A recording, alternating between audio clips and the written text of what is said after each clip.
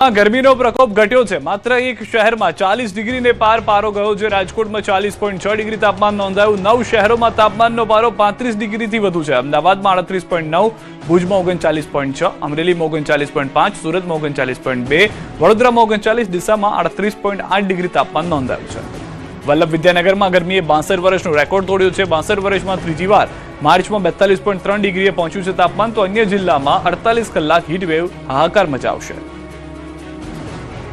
24 કલાકની આંશિક રાહત બાદ ફરી એક વખત ગુજરાત અગનભઠ્ઠીમાં શેકાયું છે। આકાશમાંથી રીતસરના આગના ગોળા વરસી રહ્યા છે। મોટાભાગના શહેરોમાં ગરમીએ તાંડવ મચાતા લોકોને પરસેવો છૂટી ગયો છે। સવારે 11 વાગ્યાથી જ સૂરજદાદાનો પ્રકોપ શરૂ થઈ જાય છે અને મોડી રાત સુધી ધગધગતા પવનો ફૂંકાતા રહે છે। ગુરુવારે ફરી એકવાર સૂર્યદેવ આકરા પાણીએ થયા હોય તેમ તાપમાનનો પારો સતત ઊંચો જઈ રહ્યો છે, જેના પગલે હવામાન વિભાગે 2 દિવસ એટલે કે 48 કલાક હીટવેવની આગાહી કરી।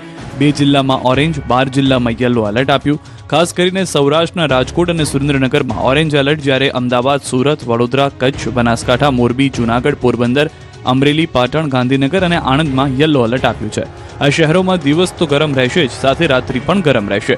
કાંઠાના ભાગમાં ભેજવાળા ગરમ પવન ફૂંકાશે। તો વલ્લભ વિદ્યાનગરમાં ગરમીએ 62 વર્ષનો રેકોર્ડ તોડ્યો। સામાન્ય કરતાં 8.7 ડિગ્રી તાપમાન ઊંચું નોંધાયું। 62 વર્ષમાં ત્રીજી વાર માર્ચમાં 42.3 ડિગ્રીએ પહોંચ્યું તાપમાન।